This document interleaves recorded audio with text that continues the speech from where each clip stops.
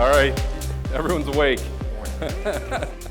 Good morning, thanks for coming. My name is Alex Lemmen, I'm the CEO at Tommy's, and we just want to thank you all for being here. We know there's a lot of pollen floating throughout the country today. There's probably some busy washes. Some of you have left, and all in baseball and those things starting at home. So just thanks for your commitment to being here and learning to be a better car washer. I'm going to talk today, kick us off, but have two more speakers joining. We're going to talk about industry trends, technology, and disruption. I'm going to talk about the state of the car wash industry and some of the trends that we see arising from that. And then Ryan Essenburg, whose family's been a 50-plus pioneer in the industry, and himself personally over 20 years, will talk through some car wash model trends and software innovation.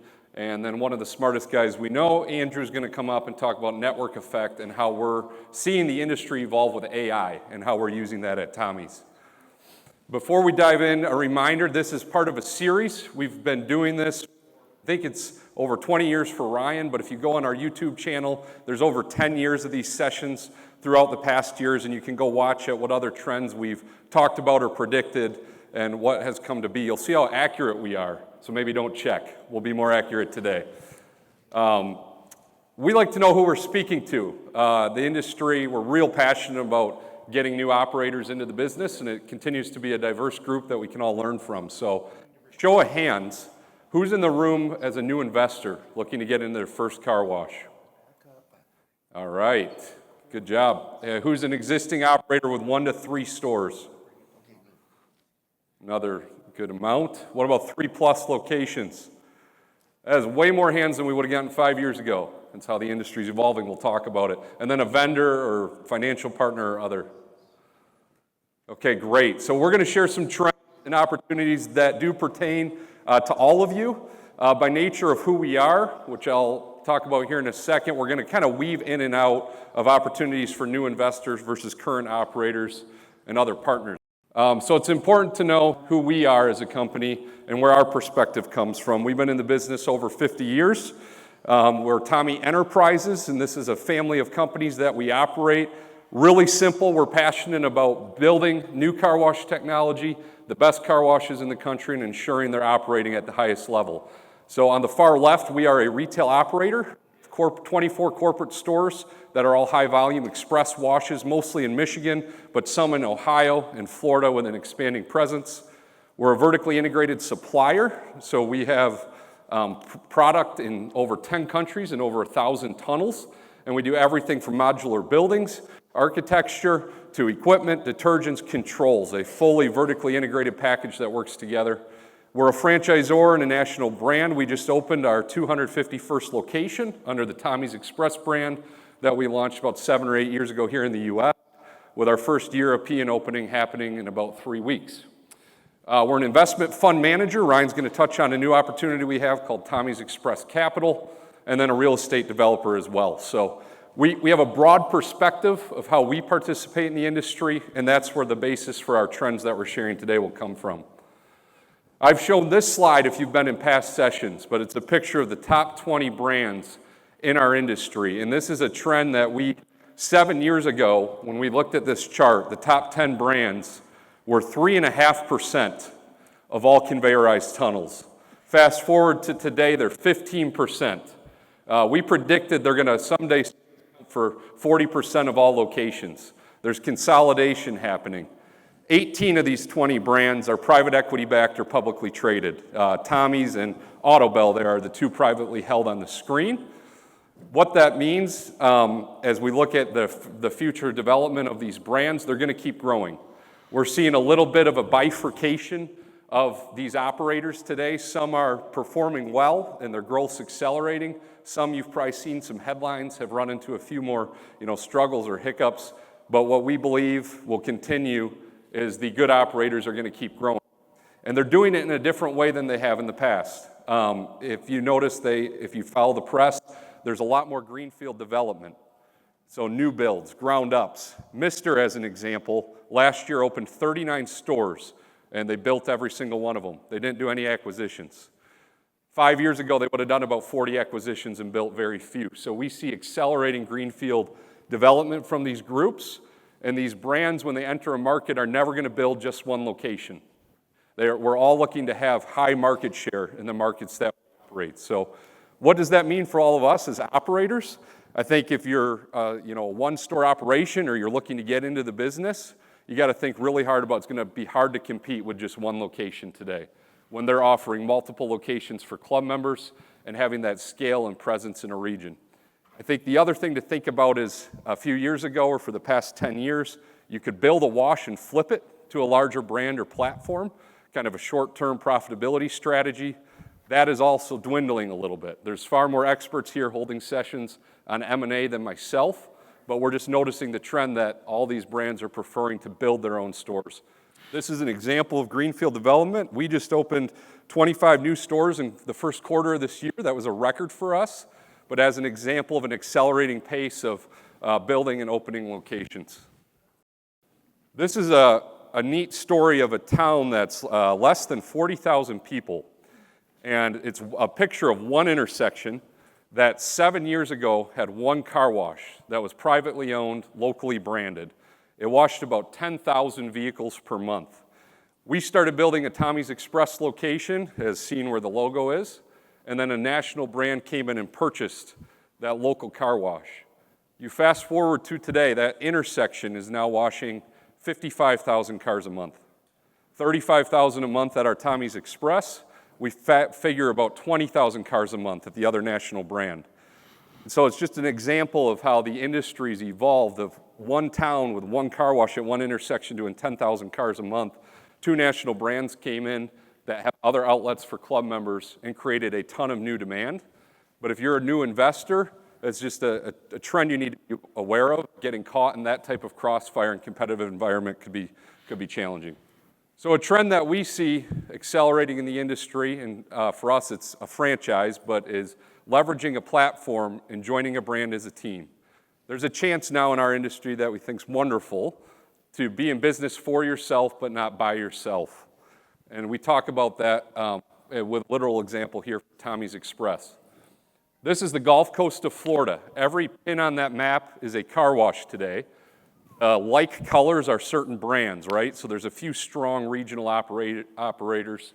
If you came in and built a car wash with that red pin today, that would be your location competing against everybody. Something that our platform offers, and I think there will be others in the industry. Now if you build that red pin as a part of the pink pins that were on there, joining a franchise brand or another brand, all of a sudden you own your own car wash, but you're part of the market share leader. You're going to get the regional marketing, the innovation, and get to participate in what we call the network effect that we'll expand on more later. Some trends that we see, I'm going to speak a little bit specific to some of our departments at Tommy's, but we see as trends for the industry as a whole, and just an example of how good you need to be in all facets of the business today to compete. In development, site selection is becoming much more sophisticated.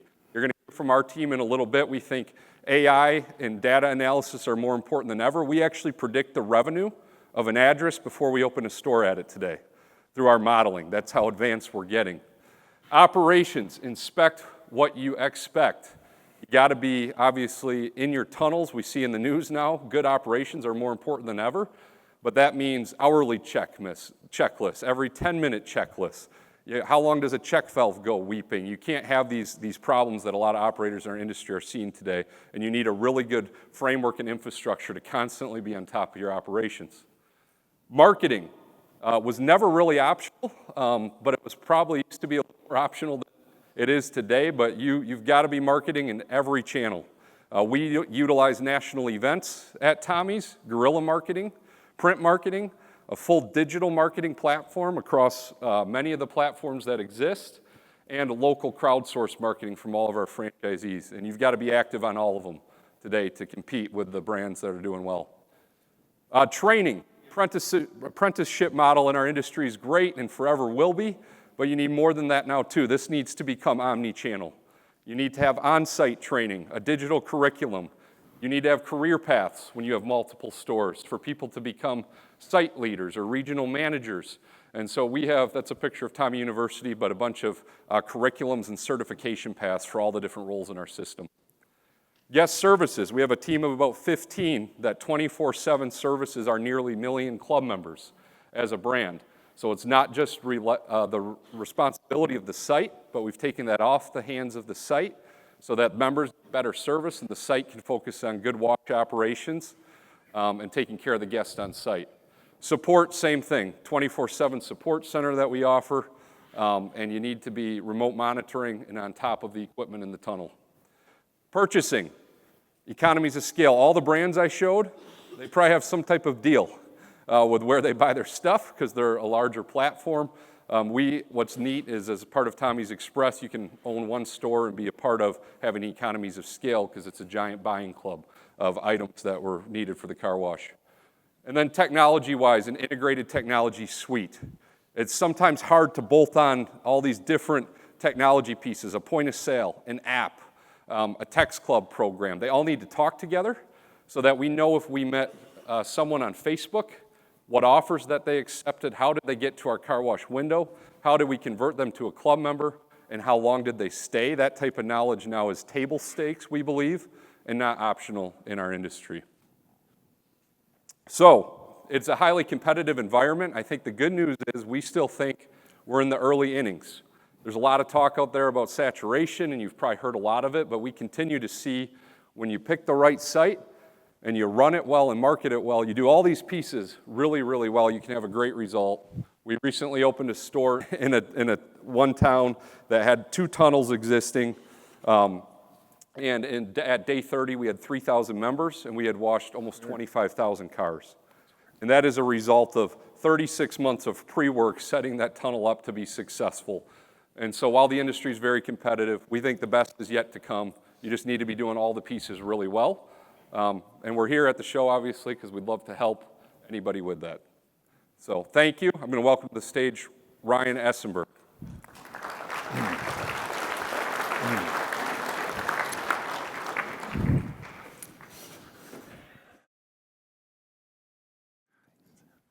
Thank you, Alex. Good morning. Again, my name is Ryan Essenburg. I am a 3rd generation in the car wash industry and grateful to be with you here today. 25th year this year in car washing. So my grandfather started our car washes in 1969. We evolved from that into the equipment business, as Alex showed some of the entities there. Got into my last 20 years designing and working on the hardware and the equipment and what makes a great car wash. We evolved from that into the modular building space. Today, site design and emphasis on the whole facility as a whole. And our most recent venture, the Tommy's Express franchise, launched in 2016 and has really gone viral since then. So today we're going to talk about some trends and what's happening and how you can leverage and anticipate the future of what's happening in the industry. So a couple of key trends that I wanted to touch on that I feel are happening in the last decade, really.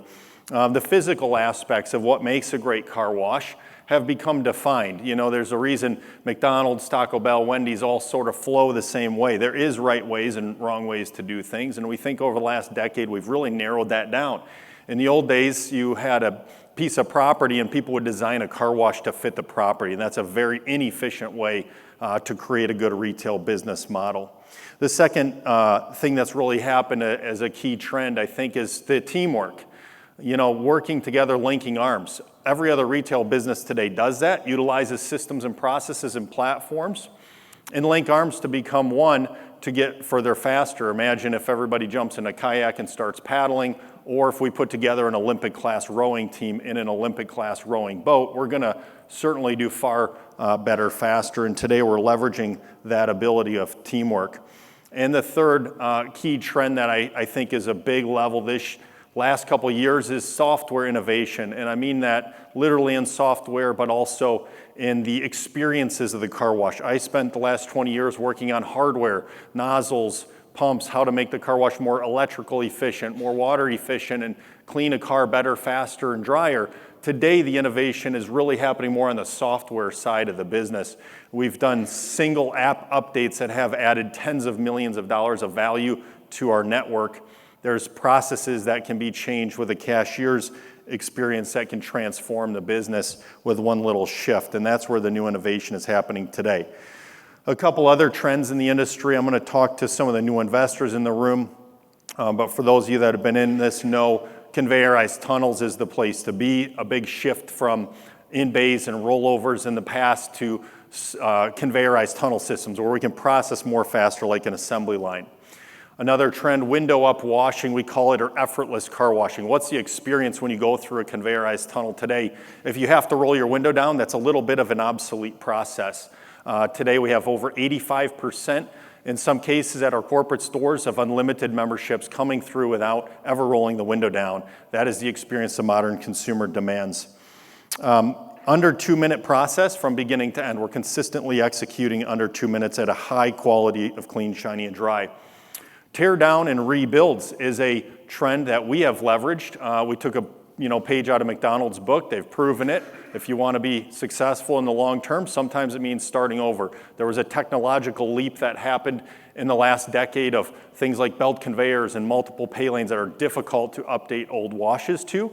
And we have now acquired over 5 locations of corporate stores where we tore down the wash. We acquired a car wash, tore it down, and rebuilt. Rip out the concrete, put in new concrete, redo the whole thing. Mega car washes are a trend. There's upscale car washes today being built around the country, $10 to $20 million price range. Someone in the industry that's doing that has said they're only doing that going forward because they make better returns. Well, that's a monster powerhouse car wash model. You don't want to underbuild when going up against these mega car washes that are popping up. In Germany, they have locations that are even $30 million investments in car washes. Franchise is a trend, as Alex spoke to, this utilization of teamwork and linking arms and being a system together in unity to get further faster. Point of sale-less car washes, point of sale less, meaning no point of sale. I'll show you that in a minute. Point of sale being disrupted in a big way, not just in car washing, but in the whole world. Point of sale systems are rapidly becoming obsolete and lower cost. Today, the phone, scanning, that's a point of sale system. You pay for things right here. The network effect, we'll talk about how the stores integrate and add value to each other with the crossover washing. And then refined site models. So we have this refined physical car wash layout, the process, left in, right out, how it works. But there's also some of these different models of what makes a facility. And if you look at what is an investment in a car wash today, it's a very broad spectrum, and I'll show you that spectrum here. An upscale car wash, our standard is 130 feet long, can process well over 200 cars an hour, consistently, pictured in the top there. And that is really the standard model. You don't need to go bigger than that. There's a significantly diminishing return on any longer than that because of some things in how the equipment works, and we can process extremely fast in that. So the ROI goes down if you're going any longer, and actually the user experience goes down. So bigger is not necessarily always better when it comes to just adding length to the tunnel. It can become a negative guest experience. I was in a wash one time that was kind of boasting of longest in the world or something like that. And it was actually a very negative guest experience, like when is this thing going to be over? So you want to get the right model for the right market and the right experience. The bottom is a 90-foot tunnel system. And then we have different models like a gas C-store wash. This is one of our corporate stores. It's achieved 3,000 cars in a single day. It's done over 600,000 cars in a year. This is a site that has fuel integration, which we built for 30 years or so. We had gas station integrated car washes, Tim Hortons franchisees in this site, and it's a powerhouse model, but somewhat becoming obsolete with the fuel business. We'll talk about that a little bit. And this model, this next one, is what we call the world model. It's the farthest small end of the spectrum. This is a 60-foot tunnel, 20 meters long, single-person operation. In a way, it's achieving some of the things that the fuel center used to. It has vehicle charging and convenience items and vending. You vacuum first, and I'll show you a few pictures of this facility because this is really a breakthrough. It's a very disruptive tool that can be leveraged. This is the pay experience with a no point of sale system. You can see on the left side. It's a club member optimized car wash. We also have a pay per wash option. So 85% of the volume is going through lane 2. Lane 1 is a quick sign up process. to register your vehicle. Nobody we expect to ever wash their car only one time, right? So why would we act like we're going to wash their car one time? We bring them in here to register them and set them up for this car wash experience. We'll play this video, and this is a real-time tour of that wash experience. So as you pull into the property, vacuums first, which saves space and allows us to save the footprint of the facility. This is under a half acre overall in size. Here's that speed lane. Of course, nothing there because we know who this person is. We recognize their make and model in their plate number, identify the customer, and they go through. We come downhill into the car wash, roll in. It's like landing an airplane. The customer rides the brake as they come in. Loading process onto the Tommy transporter belt conveyor. Again, a single person operation. And this is a modular building. All those buildings I showed are our modular building system, patented building designs. This is really designed to be a car wash in a box. Aluminum structure, we can ship anywhere in the world, and basically a car wash in a kit. Standard wash process, bug spray on the windshield and front bumper at this point in the wash. This is an under 2-minute experience from door to door, and this entire video I'm going to show you is 2 minutes, 59 seconds from when you pull on the property to when you pull off, because that matters as well. How much is the line? Is it a maze to drive around the car wash and try to get back into traffic? So the whole thing is about guest experience. On the left, you'll see the back room system we built in this location. We're manufacturing these in our facility here. This is built out of a container. We pre-installed and plumbed the back room system, partially wired, and dropped it on with a crane. We can ship it in the container, drop it onto the site, and build the car wash. This was a 4-month build time and one of the lowest price points available, turning out a car as good or better than what we do in a full-size system. Coming through the ceramic wax, rinse, and right into the dryers. So you have a very efficient process that really becomes the modern version of what used to be the rollover car wash, the gas station car wash, the half-acre or less product, but now can be built in a conveyorized tunnel model where we integrate that app to recognize a customer, link it with all the other locations, and that is the world model car wash. This is a double tunnel car wash. It's great for small towns, great for square lots. It's designed for the best place to utilize a double tunnel is when you have square property, so we can shorten the length but increase the capacity. The bottom right's an indoor vacuum center. This is becoming a trend. It came over from Europe where the indoor vacuuming in ultra hot climates or ultra cold climates. It kind of makes sense. So the bottom right is our prototype for that concept of where we can indoor vacuum. The next one is a mega center car wash. This is a flex model, has a double interior cleaning center. The interior cleaning is done after the car wash. You make the turn, and you have the option of going in the interior cleaning. This is about a $10 million price point, sometimes a little more depending on the site and the location, and that's really our answer. We can do the interior cleaning, as you see in the top left, is on a moving conveyor system we manufacture, and that allows us to create really high efficiency of cars per man-hour washed. Tommy's Express Capital, Alex talked about, is a new venture for us where we're offering an opportunity for anyone to invest in car washing. We think that everybody wants to get in on the action. What's the best way to do it? It's not always in everybody's best interest to be the one who wakes up at 5 o'clock every morning and goes and opens the car wash. And so we've created a platform for everybody to be able to get in on the action without being in the operations, but still own the real estate, the building, the equipment, and the operations of the wash as well, in a system called Tommy's Express Capital that we're sharing here at the show. And last slide, I'll talk about the opportunities where everyone can leverage, and I believe everyone in this room, I know there's a lot of existing chains, a lot of new investors in the room, but there's things in here that everybody can utilize in this. And small towns and downtowns are blue ocean opportunities, we believe. The world model allows us to do that. It's under 5,000 population cities where the world model makes sense. It's also downtown New York, downtown Miami, downtown Chicago, LA. These are cities that are very untapped in the inner city because we didn't have the ability to process as many cars in a small footprint anymore. Gas station redevelopments, we're going to see, I believe, about 10,000 gas stations closing in the next decade. Not your nice gas stations, but your 1980s, 1990s gas stations that are really becoming obsolete, and they're on very nice retail sites sometimes, but usually very small. They have the opportunity to be redeveloped.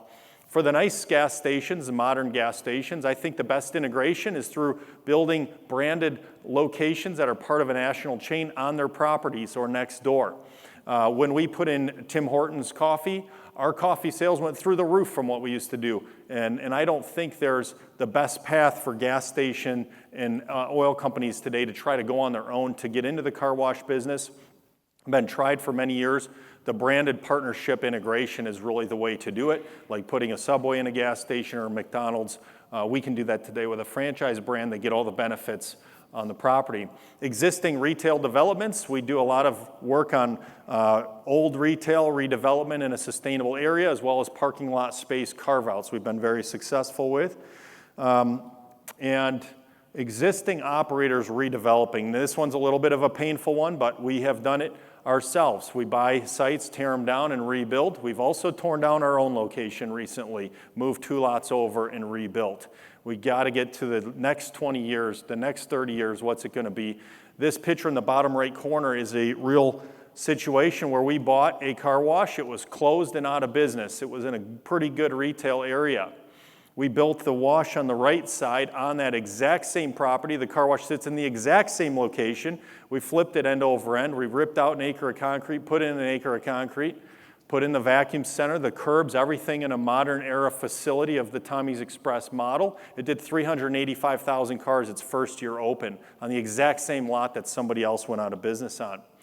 So there's opportunity to do that and take the play out of McDonald's book. We today have a launch pad for new investors coming in. It does not make sense. It's almost silly to try to go shop for this thing and that thing, or a reclaim system or a vacuum system, and try to piece it all together. There's actually a lot of connections between how the building in a car wash works with the equipment, how the conveyor slopes and the architecture.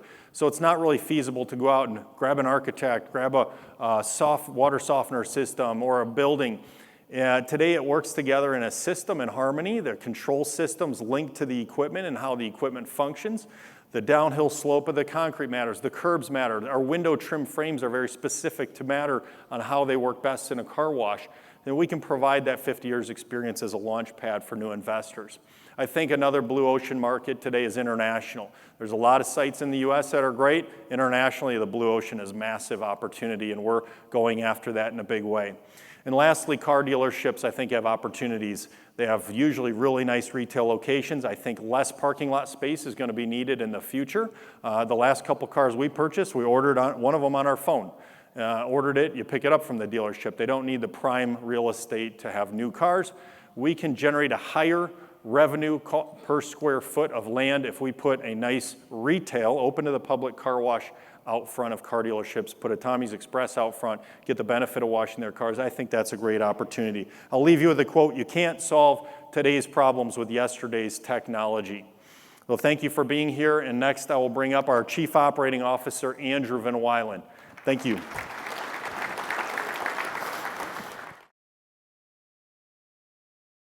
Good morning, everyone. It's so great to be here with you today. Today I have 2 topics that I look forward to go over with you during our time. First topic we're going to cover is network effect. You heard me talk about it last year, and we're going to go into more detail this morning. And the second, I'm going to go through several topics regarding how we're using AI and how you might consider using AI in your business. Okay, do I sound better to all of you? Yeah, okay, wonderful. So last year, I talked about network effect from the perspective of looking at the whole country for Tommy's Express, because that's the data we have, and if I was in your shoes, I'd be curious to understand what our numbers look like. I think I showed roughly double-digit network washing around the country, but I thought this year it would be more interesting to look at, cities and states. So I've got one city here. It's got 4 locations. All these locations are located within a 10-mile radius of one another, and the network washes, washing away from that customer's home site, it's 31% of the washes at all 4 locations are considered a network wash. Of course, that means 69% of them are done at their home location, and there's 4 sites. You can see that chord chart visualizing. It's not quantitative, but it's just a good reference visual to show washes sending to other locations and washing on behalf of others. But I think there's more interesting lens to look at this if you jump to the next slide.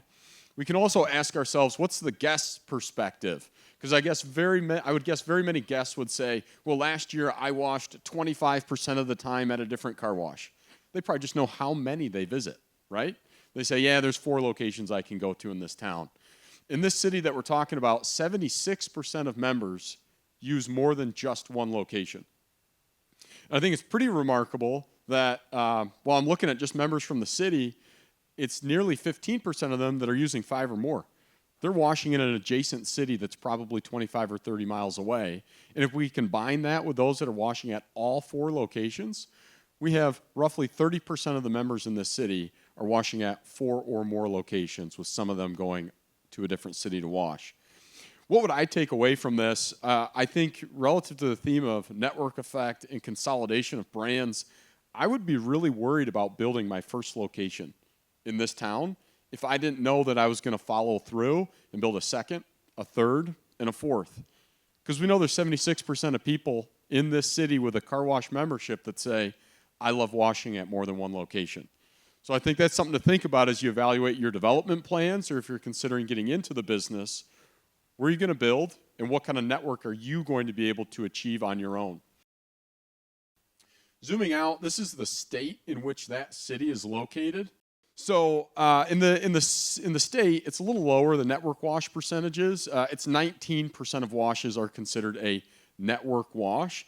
81% are being done at their home location. You can see that same chord chart. It's a little more complex and harder to really understand what we're looking at, but these are all those stores, and visualizing that these stores are not just sharing between 1 or 2 locations. There's many interconnections between the stores in this state.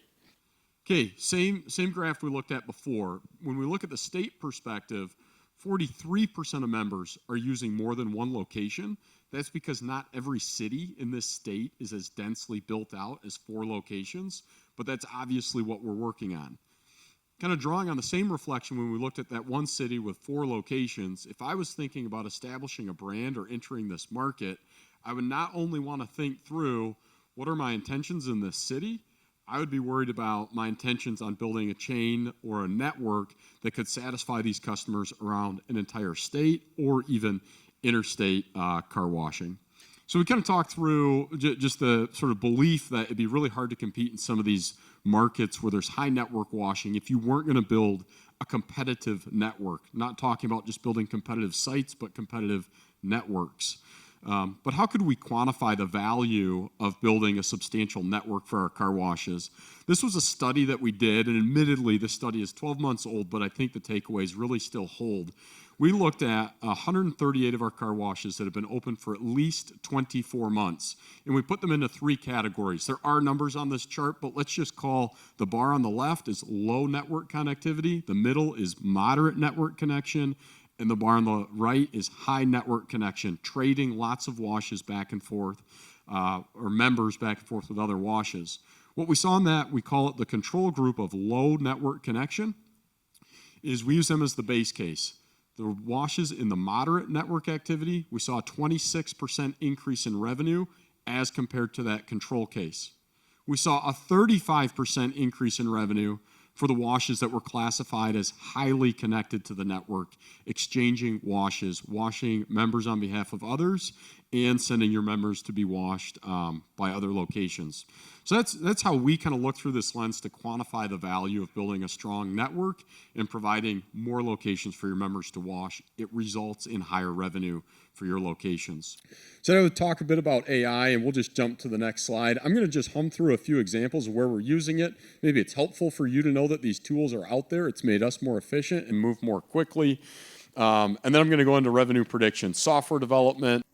In software development, we're using generative AI to move more quickly, release more features, and be more efficient with our teams. And all of that results in a better experience for our guests. Ryan talked about a single app update that dealt huge benefits in revenue. In this example, if you don't have exposure to it, the coder wrote a simple prompt, and what you see being generated right now is that generative AI creation of code. And so more so than ever, software developers have the ability to sort of it's a force multiplier for what they can get done. They can ask a relatively simple prompt and get very close to ready-to-use code as a result of that. We're using it to provide far more quick responses to help our members self-serve their accounts. There's 2 videos playing on this page. They're just sample interactions in the Tommy Club app where a member's asking a question and they're getting immediate responses, no wait times. Just for us, we serve roughly 15,000 of these chats on a given month, and we are serving with a high rate of satisfaction. Well over 95% of those inquiries we're responding to on an automated basis. I think the first order benefit that you might look at when using AI for something like this is, hey, we save money. It's more efficient to serve this. How we try to look at it is that we get to deliver on a better guest experience when someone needs more help from us. So we get to invest in the in-person collaboration, communication, a phone call, an email, a text, if someone has a problem that we can't handle on an automated basis. And it's been really great to see what we can do there. Equipment support, and we'll just quick hop again. So from a Tommy Car Wash Systems perspective, obviously Alex mentioned we have a 24/7 support team for B2B customers if their car wash is broken or if they need parts from us. This is just a simulation of a customer writing an email to us to let us know of a problem that they have at their car wash. And I'm going to guess if you operate a car wash today, you've had the experience where you say, I know I need to speak to the tier 2 or the tier 3 person, and I know my problem needs that help. We're using AI to better categorize requests for assistance or issues right on the front end. If someone in this case mentions it's a VFD fault, we immediately categorize this issue as being controls related, and it gets routed to the controls escalation group, saving the initial discovery phone call. So we're using it to get the right person working on problems more quickly for our car wash customers. I'm going to talk a bit about revenue prediction. And if you want to learn more on this, I'm going to unpack specific variables at my Spark presentation at 1 p.m. tomorrow. So you'll get more detail there. We had this question on our mind, and we've been working on it for 2 years where, take 2 sample car washes, one that's doing $1.67 million a year in revenue and one that's doing over $4 million. And I'm going to guess many of you have had a site that exceeded or fell below your expectations. And how many of you have wondered why and not come up with a satisfying answer? There's definitely more of you than are raising your hand. It's a real problem, and I won't believe you if you say you haven't experienced it. So we wanted to try to figure this out and answer the question better. Why would one car wash be doing 2.5 times the revenue of another? And if we can understand that, how can we make the right decisions next time and make this repeatable such that we're hitting $4 million car washes? So we went to our databases and we pulled together a ton of variables. I think I'm underselling this by calling it 100 plus variables. I think it's probably on the order of 400 or 500 things that we looked at. Not all of them came to show us meaning. We employed a tool set called, it's a category of AI, but it was a machine learning with iterative regression. We did this for the first time at the end of 2023, and what we were able to do is we were able to explain 41% of the variability in revenue from car wash to car wash. Now, depending on your background, you might say that's good or you might say that's really disappointing. We were really encouraged that in our first attempt, we could explain 41% of the variability. That is from highest to lowest performing car washes. We repeated this study at the end of 2024, and we were really pleased that we could explain 63% of that variability from highest to lowest performing car wash. And in these models, it's worth saying they're not always right. They are just right some of the time. That's why we rate them as a percentage. I'm going to give all of you a minute to hold a variable in your mind. I want you to guess, what do you think is the single most predictive variable, highest significance for the revenue of a car wash? Everyone's got a guess? It's boring, it's time. How long have you been open? There's definitely more nuanced things that are interesting, but it was helpful for us to just say, time and patience always improves the performance or should improve the performance of your wash. And this is where I guess I'm being a little brief this morning, and you can hear more from me tomorrow. Your real question is, well, what else matters? It's a roughly 50-50 breakdown between build smart and run smart. Development-related decisions. 40% of the model that is not due to how long the car wash has been open. It's due to tunnel length, vacuums. The market share of the brand in the region has a measurable impact of the revenue of that car wash. It's important to be nearby retail visitors. Median income plays a role, and proximity to a gas station is also important.